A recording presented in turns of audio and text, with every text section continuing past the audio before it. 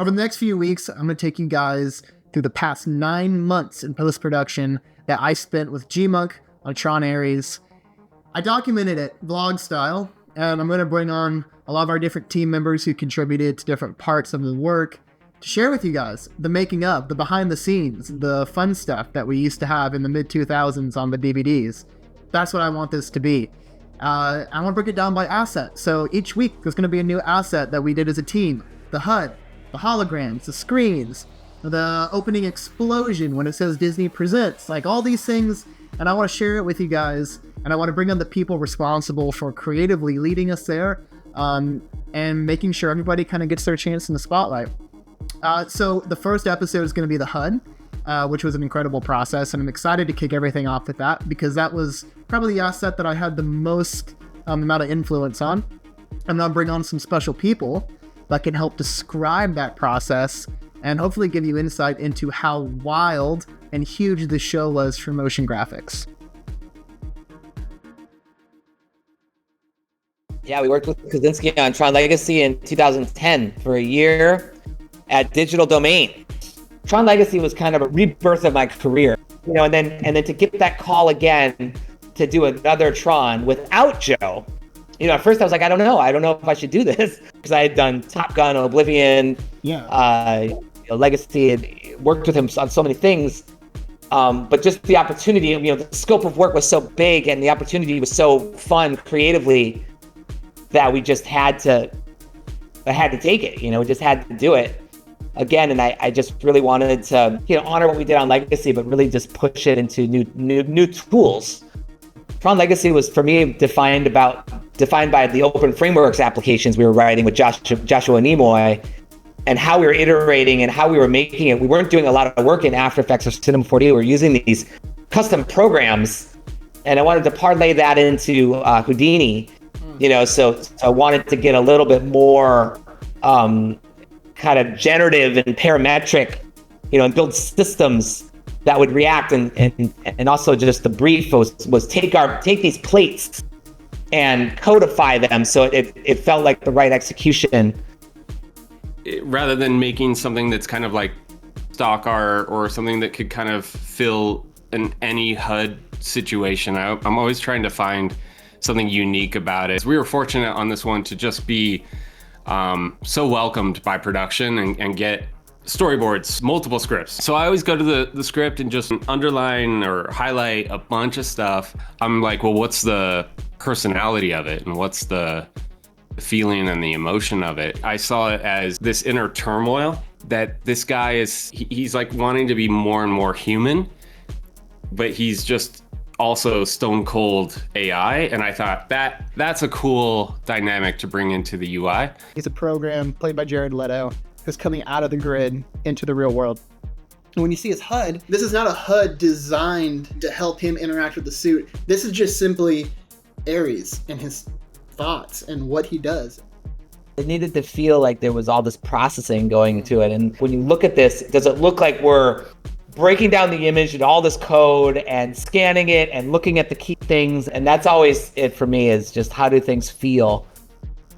I also always try to find a visual kind of anchor that when you see it, you say, that's the UI for this, right? So for like Spider-Man, I used a spider web grid and used like the little glistening dots that you see on spider webs, and I used that as my inspiration for that UI. On this one, I kept trying to find something, and I knew I wanted it to be a light UI. I wanted everything to look like it was made out of light. I thought that's gonna be easy, but that took me a while to find. I finally found it on a book, like an old cover, but it had this fiery kind of part that was just this hot orange, and it was really beautiful. And I thought, if I could get that into the HUD, then I'll be happy. So that was a visual anchor that I was really, really fighting for. I was trying to find something else, and I found it when, hearing Joachim talk about that it was kind of a Pinocchio story, and that Ares was like a puppet who wanted to be a real boy. I thought that's a really strong kind of story premise. And so I started looking at puppeteering rigs, and you hold this rod and you have these strings from it, and you can puppeteer it. And the strings are often in like counter movement from the rods, just like Ares is being puppeted by Dillinger through the whole film. I created everything kind of like on these rods, and then the strings would go to it and it would offset. We just started using them and ended up using through the entire UI for the holograms as well, and the vehicle UIs. Yeah. So that's how it started. And yeah, once you lock on something like that, you can kind of breathe a little bit. You know, up until that point, you're just trying to find it. You know, typically with HUDs and stuff, like it's through a lens or like a camera is filming it, like it's like a hologram or something like that. And so there's always a sense of like fringing, like how a camera would like pick up light, like maybe it's like dirt over some lenses or just something to break it up and give it texture. This is weird because it's on an Ares' eyes. Like, it's not like a camera's filming it. Like in Tony Stark's HUD, it's filming his face, but there's camera lens blur when the widgets come out further to the camera. But here, like, there's no depth of field because it's just his vision. It just doesn't make sense to have that. That's a design challenge as well, especially when you're dealing with lots of data.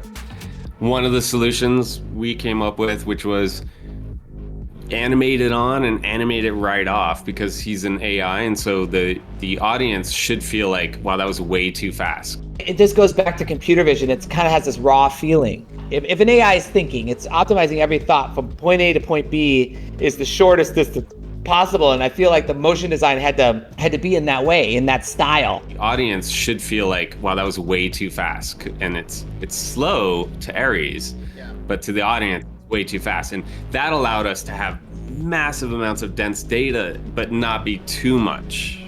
Good balance with it now. The way it works is that you see all these squares, that's part of like Ares vision, computer vision, you know, whatever you want to call it. And then it kind of like shuts off and reveals a clean data mode. And in clean data mode, that's a cleaner plate. So the boxes kind of disappear and you can kind of, it's like you're just looking at the footage a little bit. There's a graphic overlay. So there's callouts, tracking markers, digital data, stuff that you would typically see in a HUD. And there's this people environment scan. There's this mode where this general walks up to him and we have a little stand. The square packing is what we called it. It was like the grid look. And then the clean data mode, which would be like, you know, all of our data graphics that are the storytelling stuff in the script. This solution really allowed it to do either one. We could then go to a different mode when they wanted to really see the performance. And then when they didn't, we could just blast it all out into cubes.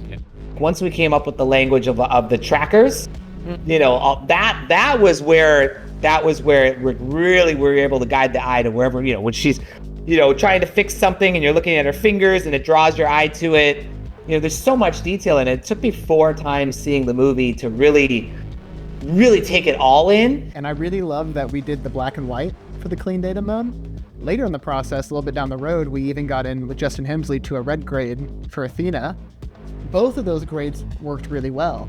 Even having red on red, the graphics were still felt like a separate layer and it looked great and your designs held up. I had wanted them red from the beginning, but we kind of thought, well, let's stay away from Terminator.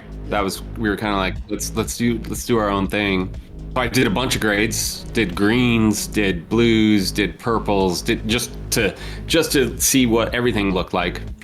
Joachim, he really liked the kind of bluer or the desaturated tones. He really saw that as cool, especially with the graphics over it. Yeah. And so we went with that for Ares. When we came to Athena's HUDs, I'd done it on red just because it looked great. It was sold it. And then also I liked, you know, Athena has this visor that's kind of red, so it made sense. And then, you know, we ended up going, well, the HUDs are this other color, let's put it into this other color. But it just never worked right, and especially you cut sometimes from Ares' vision to Athena's vision without even a shot in between. And we're like, how do you know whose is who? Yeah, it looked the same. And so, and the red just really fixed it. The first shot I did for that was the hand shot, I think, with the rain. Athena, she sees raindrops, and this is a big deal in the film because it shows that they're computing something that's a human-specific thing. It's designed these graphics that kind of represent the golden ratio. They kind of connect like in a web of lines, and they follow her fingers, and they follow the rain, and it calculates raindrops, and it's circular, and it's super pretty. And we never really see this language in the HUD unless it's rain, because everything else from the grid is angular, sharp. Like, that's all of Ares language. It's just like squares, triangles, sharp, cool edges. And now these circular graphics are appearing in the HUD, and they're elegant, and they move with like easing, and it feels like classical music. By the way, in terms of design, we're designing in Figma, which is kind of unheard of for our industry.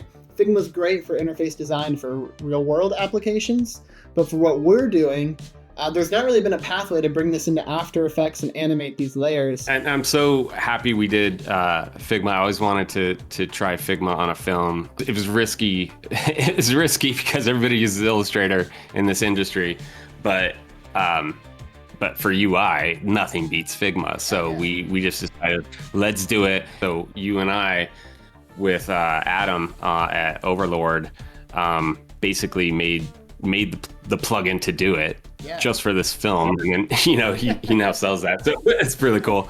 Well, I remember talking to him early on too, because I remember specifically saying to him in the early days, like, hey man, like, if you don't figure this out, like, I don't know how I'm gonna do any of this. So I think we owe a huge debt of gratitude to Adam, because that he was the bridge to make this all possible, for me to ingest what you're doing in Figma to After Effects.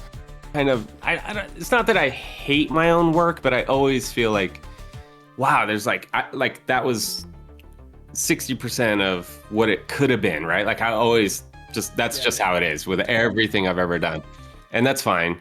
And I think that's just because by the time I've done it, like, I'm thinking of like 18 other things I could do to it. And then you've got a deadline, the film has to come out. So it's gotta go.